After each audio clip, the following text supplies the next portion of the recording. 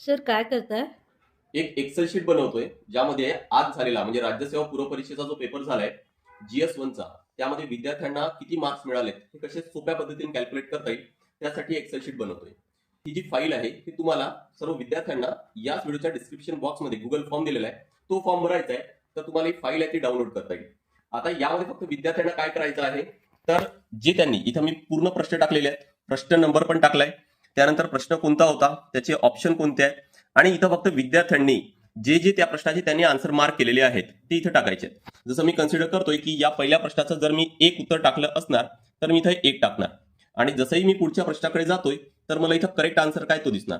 आणि लगेच काय होणार, तर इथं नंबर ऑफ क्वेश्चन्स करेक्ट किती आहे, इनकरेक्ट किती आहे, आणि नॉट अटेम्प्ट किती आहेत, आणि फायनल यावरून मग किती मार्क्स मिळतील ते त्यांना माहित होईल. आता असं जर पुढचा जर प्रश्न मी नाही अटेम्प्ट केला तर त्याला सोडून देऊ आपण. समजा की मी तिसरा अटेम्प्ट केला आणि त्याचं उत्तर जर मी 2 टाकतोय तर मी पुढच्या प्रश्नाकडे जाणार. परत इथं काय, त्याचं योग्य उत्तर होता 1, पण माझा प्रश्न तर चुकला. मग याचे काय होणार, तर निगेटिव्ह मार्किंग होईल, आणि जे आधी 2 मार्क मिळालेले होते आता त्यातून 0.5 मायनस झालं म्हणजे 1.5 राहिलं.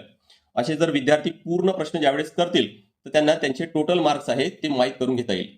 तर ही फाईल नक्की डाउनलोड करा. तुम्हाला किती मार्क्स मिळाले हे लगेच चेक करा, ज्यामुळे पुढची स्ट्रॅटेजी आहे तुम्हाला आखता येईल.